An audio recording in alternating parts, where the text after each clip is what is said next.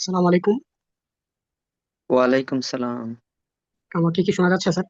আমি শুনে যাচ্ছি। আবারও আপনাকে দয়া করে সবাইকে অনুরোধ করছি, আমাকে কোনোভাবে স্যার ডাকা যাবে না। এখানে রেস্ট্রিকশন আছে। আমি স্যার ওকে বলতে ওকে। স্যার শুনতে পছন্দ করি না। আমি আমার জায়গাতে আমার অফিসে স্যার শুনতে পছন্দ করি, কারণ সেটি অফিসিয়াল প্রটোকল। এখানে আমি জনপ্রতিনিধি, আম জনতাকে রিপ্রেজেন্ট করতে আসছি। আম জনতা আমাকে ভাই বললে আমি পছন্দ করব বেশি। Thank you thank you thank you.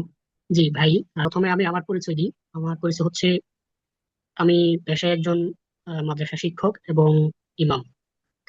আসসালামু তো আলাইকুম। ওয়ালাইকুম সালাম।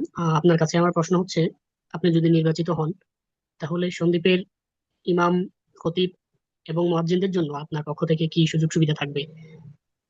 আসলে খাদেম ছাড়া মুয়াজ্জিন অচল, মুয়াজ্জিন ছাড়া ইমাম সাহেব অচল। এটা পুরাটাই একটা চেইন।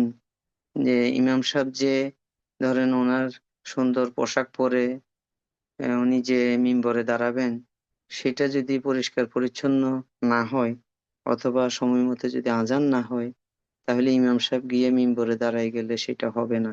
সেক্ষেত্রে ইমাম, মুয়াজ্জিন এবং যারা আমাদের সম্মানিত খাদেম ভাইরা আছেন, তারা একই সূত্রে বাঁধা। আমি আপনারা জানেন যে আমি আসলে আরবি শিক্ষিত নই, আমি বাংলা শিক্ষিত।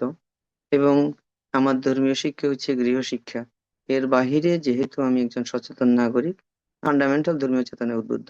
কারণ হচ্ছে যে আমার গৃহশিক্ষা এমনই ছিল যে আমরা বয়োজ্যেষ্ঠকে দেখলে সালাম দেওয়া ছাড়া আমরা এইভাবে পাস হইয়া যাইতে পারতাম না।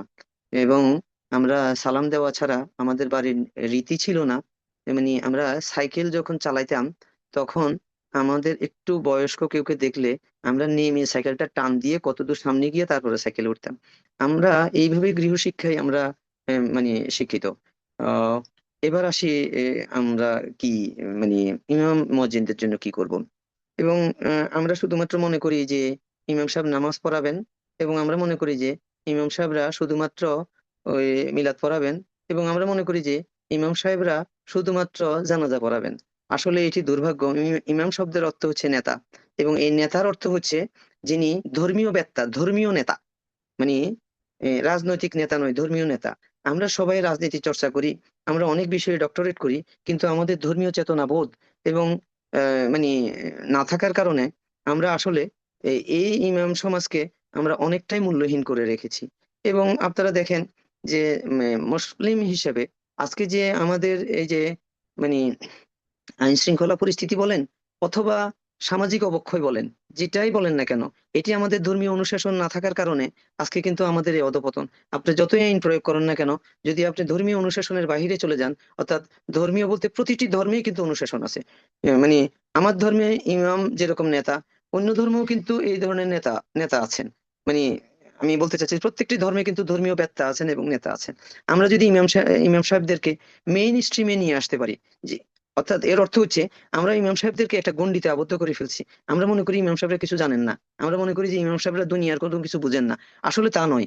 আমরা যদি ইমাম সাহেবদেরকে মেইন স্ট্রিমে নিয়ে আসতে পারি, এবং আমরা যদি মসজিদকে আমাদের ধর্মীয় অনুশাসন তথা সামাজিক অনুশাসনের জন্য আমরা ইমাম সাহেবদেরকে সামনে নিয়ে আসতে পারি, তাহলে দেখবেন আমাদের মধ্যে এই যে মানা চেনা, আমাদের মধ্যে এই সকল জিনিসগুলো অনেকটাই বেড়ে যাবে। এবং এই যে আমাদের পারিবারিক এই কলহ, এগুলো সবগুলো কিন্তু ধর্মীয় অনুশাসনের অভাবে কিন্তু আজকে হচ্ছে। সেই জন্য প্রথম এবং প্রধান কাজ হচ্ছে আমরা একটা প্রজেক্ট নেব। সেই প্রজেক্টে আমরা বোঝানোর চেষ্টা করব ইমামরা সমাজের অংশ, এবং এই ইমাম সাহেবরাই পারেন আমাদেরকে আজকে এই ধর্মীয় যে মূল্যবোধ, সেই মূল্যবোধ যে আমরা হারিয়ে ফেলছি, সেটার কারণে যে আমাদের পরিবার থেকে রাষ্ট্র পর্যন্ত এভাবে যে আমরা আজকে মানে কি বলবো, যে মারামারি কাটাকাটি হানাহানি, সেটি ধর্মীয় মূল্যবোধ যদি আমরা আমাদের নিজেদের মধ্যে তৈরি করতে পারি, তাহলে অনেকটাই আমাদের মানে অনেকটাই নিয়ন্ত্রণে চলে আসবে।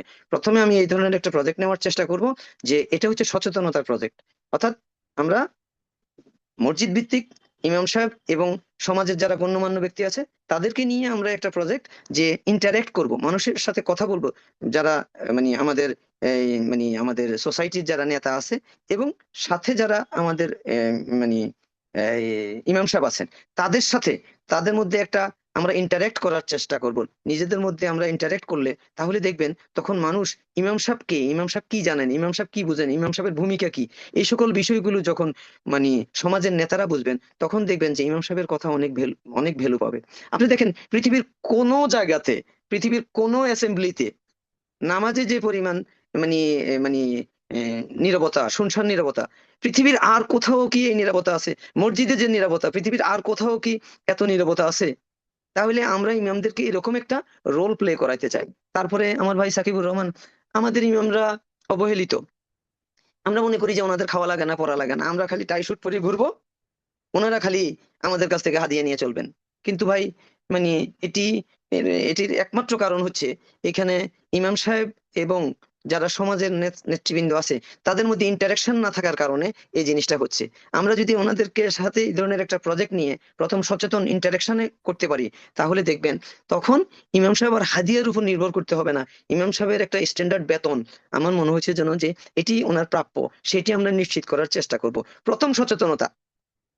ভাই বারে বারে বলছি যে এখানে আপনার কোনো আর্থিক লাভ হবে না, কিন্তু যদি আপনি সচেতন করতে পারেন যে ইমামেরও পেট আছে, ইমামেরও শখা হালাদ আছে, ইমামেরও বিলাসিতা আছে, ইমামও কিন্তু ভালো খেতে চায়, ভালো থাকতে চায়। সুতরাং কেন এটা হয়েছে? কারণ আমরা আমাদের সমাজে যারা চালায় তারা তাদের সাথে ইমামদের সাথে এই যে গ্যাপ থাকার কারণে এটা হচ্ছে না।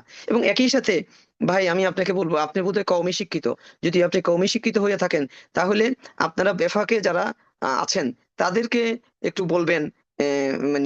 আপনি যেহেতু বুঝতেই পারতেছেন আমি বেফাকের কথা বলছি, আমি পরিচিত, বুঝছেন কিনা, আপনাদের সাথে আমি পরিচিত। আপনারা ওনাদেরকে বলবেন যে আপনাদের ছাত্রদের জন্য এমন ভাবে সিলেবাসটা করার দরকার, দরকার হলে আমাকে বললে আমিও কন্ট্রিবিউট করব। আপনারা যেন মেইন স্ট্রিমে আসেন। স্কুলের ছেলেরা, কলেজের ছেলেরা যেভাবে পড়ালেখা করে, আপনারা কিন্তু আরো অনেক মেধাবী, আপনারা কিন্তু আরো অনেক মেধাবী। আপনি বাংলা জানেন, আপনি ইংরেজি জানেন, আপনি উর্দু জানেন, আপনি হিন্দি জানেন, আপনি আরবি জানেন, আমি শুধু বাংলা আর দুই দুই তিনটা ইংরেজি শব্দ বলতে পারি, আমি আর কিছুই জানি না। তাহলে আপনার এত মেধার সমন্বয়, আপনি কিন্তু মেইন স্ট্রিমে না আসার কারণে সমস্যাটা হয়ে যাচ্ছে। আপনাদের সিলেবাস গুলোকে এমন ভাবে একটু যোগ উপযোগী করেন যাতে করে আপনারা যেন মেইন স্ট্রিমে অবদান রাখতে পারেন, তখনই দেখবেন যে সমাজ থেকে আপনি ভ্যালু পাবেন। ভাইয়া আরো অনেক কথাই বলা যাবে, আপনার এইটুকুই উত্তর দিতে চাই। দোয়া থাকলো, আমার জন্য দোয়া করবেন। আসসালামু আলাইকুম। আনমিউট হয়ে কিছু চাইলে বলতে পারেন। জি, শুক্রিয়া। সুন্দরভাবে আপনি উপস্থাপনা করেছেন এই বিষয়টা। আহ, আমাদের কমি যে শিক্ষা, সেই শিক্ষার মধ্যে আমাদের নতুনত্ব এসেছে। যেমন ধরেন মাদানী নেসাব। তো মাদানী নেসাবের মধ্যে আধুনিক যোগ উপযোগী যে শিক্ষা রয়েছে, সেটা পূর্ণ গুরুত্বের সাথে মাদানী নেসাবে পড়ানো হয়, আলহামদুলিল্লাহ। তো ইনশাল্লাহ আমাদেরকে যদি মূল্যায়ন করা হয়, তাহলে আমরাও কাজে লাগতে পারি। আমাদের অনেক ভাইয়েরা সাংবাদিকতা, লেখালেখি, বিভিন্ন কাজে তারা এখন সময় দিয়েছে এবং তারা কাজ করছে সফলতার সাথে। তো কাজে লাগালে অবশ্যই যদি মূল্যায়ন করা হয়, রাষ্ট্র যদি আমাদেরকে মূল্যায়ন করে, ইনশাল্লাহ আমরাও ভালো কাজ উপহার দিতে পারবো। মূল্য কেউ কেউকে দেয় না, আপনাকে যুদ্ধ করে আপনার মূল্য আদায় করে নিতে হবে। শিক্ষা ব্যবস্থাকে যোগ উপযোগী করেন, আপনারা কম্পিটিশন করেন, এবং আপনারা অনেক দূর আগাইছেন। আপনাদের আহ, মানে আমাদের শ্রদ্ধেয়, সবার শ্রদ্ধেয় মাওলানা শফি সাহেব অনেকখানি আপনাদেরকে আগায় দিয়ে গেছেন, কিন্তু সেটি হচ্ছে স্বীকৃতি। উনি শুধু আপনাদেরকে স্বীকৃতি দিচ্ছেন, কিন্তু আমি এখানে খুব বেশি সন্তুষ্ট না। অবশ্যই উনি অনেক দূর আগায় দিয়ে গেছেন, বাকি পথটা এখন ফাঁড়ি দিতে হবে। আপনারা কিন্তু স্বীকৃতি পেয়ে গেছেন, আপনি এখন ঢাকা ইউনিভার্সিটিতে ভর্তি হতে পারেন সবাই, কিন্তু স্বীকৃতি পেলে হবে না, আপনাকে যোগ উপযোগী করে আপনাকে সামনের দিকে আসতে হবে। দুই একটা আপনাকে উদাহরণ দিই। আপনি এই যে মাদানী নেশাব বলছেন, হয়তো আমি বুঝি, এ, মানে 99 জন লোক বুঝেন না। আপনারা কি করতে হবে? বাংলার সাথে ম্যাচিং করাইতে হবে জিনিসগুলো। অধিকাংশ লোক বাংলায় কথা বলে, আপনাকে বাংলার সাথে মানে এমন ভাবে ধরেন সাবজেক্ট গুলোর নাম আরবি নাম থাকবে, সাথে সাথে বাংলা এমন নাম, প্রাঞ্জল নাম আপনাকে ব্যবহার করতে হবে যাতে করে মানুষ এই জিনিসগুলো অ্যাট্রাকটিভ নেম হয়ে যায়, বুঝতে সুবিধা হয়। বুঝছেন কিনা?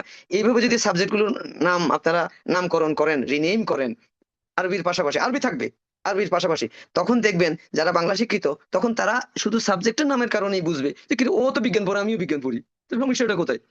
আমি ওকে কমিয়ে দেখছি কেন? ভাইয়া আপাতত আপনার এখানে শেষ করতে চাই। উপরের লেভেলে কথা বলবেন, আর কোনো সাজেশন থাকলে আমাকে বলবেন। আমিও বেফাকে যারা নেতৃবৃন্দ আছেন, যারা অনেক উপরে আছেন, তাদের সাথে এই সকল বিষয়গুলো নিয়ে দরকার হলে কথা বলবো। দোয়া থাকলো। আসসালামু আলাইকুম।